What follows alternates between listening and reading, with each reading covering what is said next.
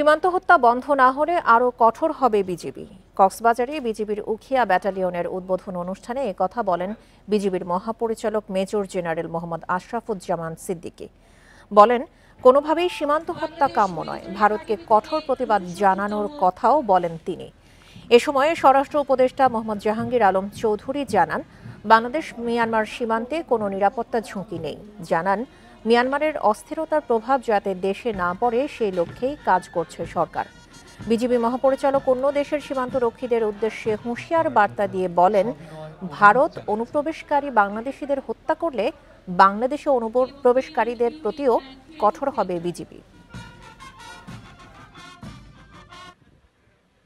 আমরা আপ্রাণ চেষ্টা করছি, প্রশাসন চেষ্টা করছে, স্থানীয় সবাই চেষ্টা করছে, তারপরও কিছু ব্যক্তিকে আমরা ওই জিরো লাইন অতিক্রম করা থেকে বিরত রাখতে ব্যর্থ হচ্ছে অনেক সময়। বাট আমরা এই দুই দিকেই চেষ্টা করে যাবো। এক হলো বিএসএফ এর সাথে, আরেক হলো মানবাধিকার অর্গানাইজেশনের মাধ্যমে, তৃতীয় হলো যে কেউ যাতে ক্রস না করে। সীমান্ত রক্ষা, চোরাচালান প্রতিরোধ, নারী শিশু পাচার রোধ সহ যে কোনো ধরনের সীমান্ত অপরাধ দমন, জনসাধারণের জীবন ও সম্পদ রক্ষা সহ সরকার কর্তৃক অর্পিত যে কোনো দায়িত্ব নিষ্ঠার সাথে পালন করে আপনারা বিজিবির সুনাম ও মর্যাদা আরো বৃদ্ধি করবেন।